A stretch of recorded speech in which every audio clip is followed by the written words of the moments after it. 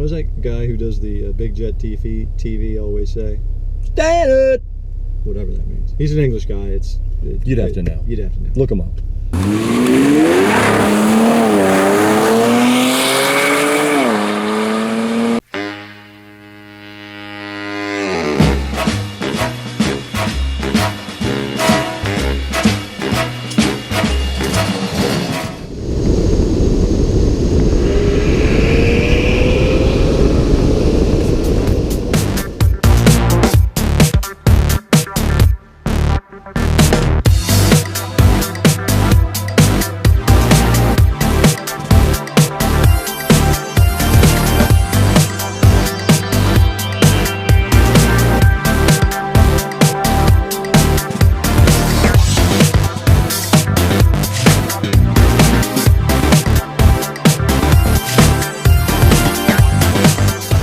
Hey everybody, welcome back to Twin Cam. Eric with you and Jan. Yes, we're both here and we are aboard a 2019 Infiniti Q50 Red Sport all-wheel drive. I think I got that all in, didn't I? Yeah, it's a lot to say, as a lot of people have previously noted. Maybe you could shorten that up next time, Infiniti. However, that being said, let's start at the bottom line as compared to usual. I'd have one. I think I would too. I think you said it recently. We've been driving this Q50 Red Sport for about a week now, and really it does pretty much everything that I'd want a sports or sporty sedan to do. Yeah, it's not quite to the level of a track car, certainly, but that's not what most people do with their sports sedans anyway.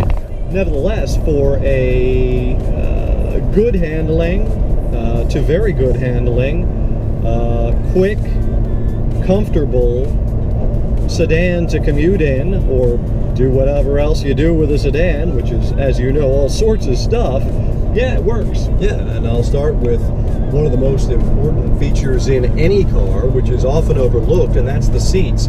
The front buckets here, these leather buckets, are very nice. They're very comfortable, and that makes a huge difference to your enjoyment of, comfort in, satisfaction with any car. Yep, you can sit in these for long distances and be comfortable. And I'll pair that, since we're talking, I don't know, we just got started on ergonomics, with the visibility. The front visibility and 3/4 back to the seat pillar is good. Unfortunately, like a lot of modern sedans, because of the design imperatives that are forced on them via safety and some other styling trends, is not very good. You really can't see out the back that way, but again, that makes it pretty much like every other sedan, four-door sedan on the market. Which is why the manufacturers install these backup cameras. This one has one as well, but we say it all the time, visibility is safety, and I'd rather be able to see out of a vehicle with my own two eyes than have to rely on a camera. One more word about seating. The rear, well, it's not bad, but it's not the most capacious. If you're 5'10" like Eric and I, and you have the seats in front adjusted to be comfortable, you'll have room in the back, but it won't be huge.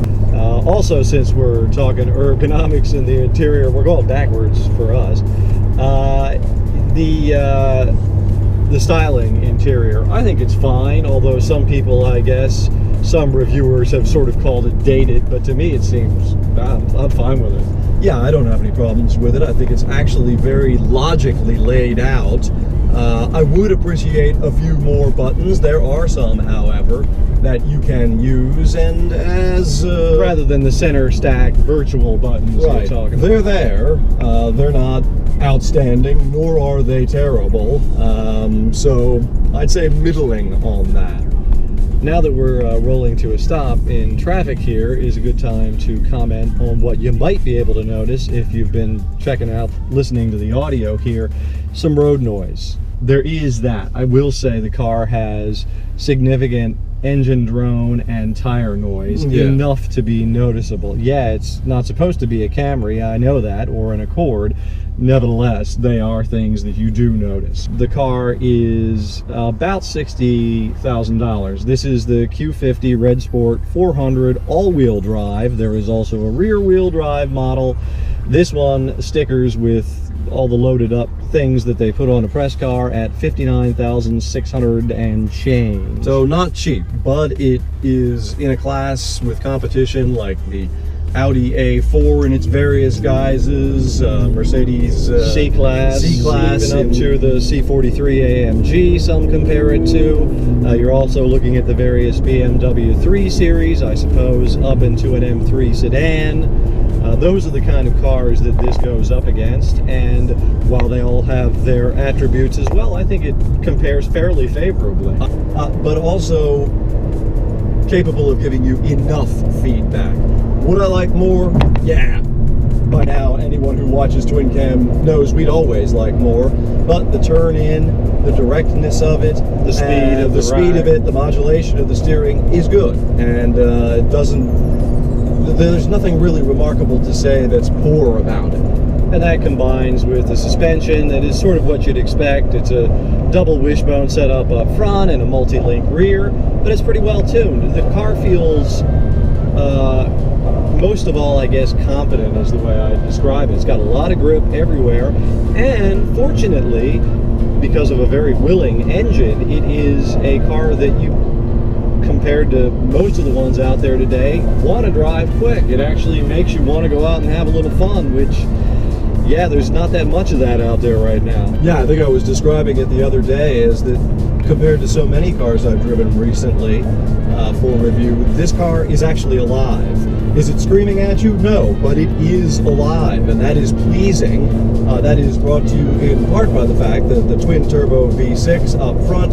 Yeah, it's a 3-liter twin-turbo V6 with 400 horsepower and 350 pound-feet of torque. Which is enough to move this just about 4,000-pound car, because with the all-wheel drive, that's what it weighs. It's I think it's lighter with I think it's 3,993, something like that, and 38 in change if you just opt for the rear-wheel drive model. So it's about a 150-pound difference somewhere in there. But it's good for getting this car 0 to 60 in a little over 4.5 seconds, between 4.5 and 5 seconds, which is plenty quick for most people's needs. And the thing about it that goes with that handling and acceleration is exterior styling, which doesn't scream at you. In that way, actually, except for the red Q50S and then the S3.0T badge on There's the quarter. also a little spoiler that's in carbon fiber or carbon fiber look, I'm not sure. Yeah, but it's pretty subtle. Yeah. There's carbon fiber mirror trim on this one as well. It's part of the carbon fiber package, which I think is pretty expensive. It's like $1,500. I don't know that I'd have to have it. Nevertheless, all that said, the look doesn't jump out at you. It's pretty subtle and looks like a lot of other four-door sedans, for better or worse, making it a kind of a sleeper in a way. The other mechanicals, the brakes, I think are quite good. This has the special Red Sport brakes. I think it's got painted calipers.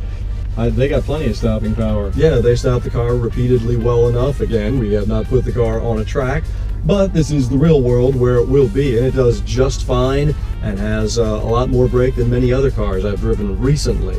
The punch, there's plenty of power in every gear at every range, and there's really not a lot of turbo lag from the twin turbos on the V6. I guess this is probably, you know, still part of the same Nissan VQ architecture that they've used forever, just, you know, moved on a bit technologically. In a way, the car reminds me of the Infinitis of old, like the G series. They were competent, able handling cars too. They weren't full-on, full-out extreme sports sedans, but they were good, and a lot of people enjoyed them, and I always enjoyed driving them. The same feeling is here.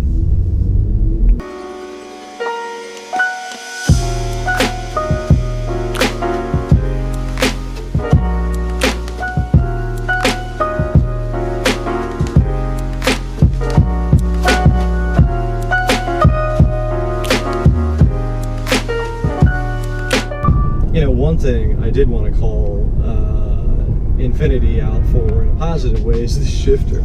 You know, it's a performance sedan, a modern sedan, but they didn't really fuss around with the conventional shifter ergonomics. It works just from park to drive like they've always worked, and as simple and unremarkable a thing as that is, it's valid because it just works. Yeah, it's there's easy. no Jaguar Land Rover type dial, or no weird gating or other command that you have to do to access, drive, reverse, park, whatever. It's just a gear shift. That's for you, Dan Carney. Yeah, that's right. The drive modes, since we mentioned the shifting, you know, you've got Standard, Eco, Sport, Sport Plus. I think standard really is a sweet spot. You can still accelerate as much as you want for the road. It doesn't really change. I mean, the suspension is compliant enough. I would say for sport, yes, you get more throttle gain and gear holding. Sport Plus, in a way, is kind of a little bit too much for the road. It's like that on a lot of cars. There's really too much throttle gain. It can be more sensitive than you actually want. The ride. With that good handling and good chassis comes a ride that some people might consider a little bit too stiff for a sedan experience. Doesn't bother Eric, doesn't bother me. Some people may consider it a little bit, not overly, but a little bit rough for them. Seats smooth it out fine, works for me. Me too. One final note, and this one's a bit of a demerit. The one thing about the cabin here, while it's very comfortable, it is a little hot. It's really well sealed, but it seals all the heat in. Yeah, we're on a 90-degree day here, and it doesn't even have to be a 90-degree day. This thing holds heat. It will cool itself, but it takes effort. We got to make an effort to get home and keep the groceries from getting too hot. See ya. Go!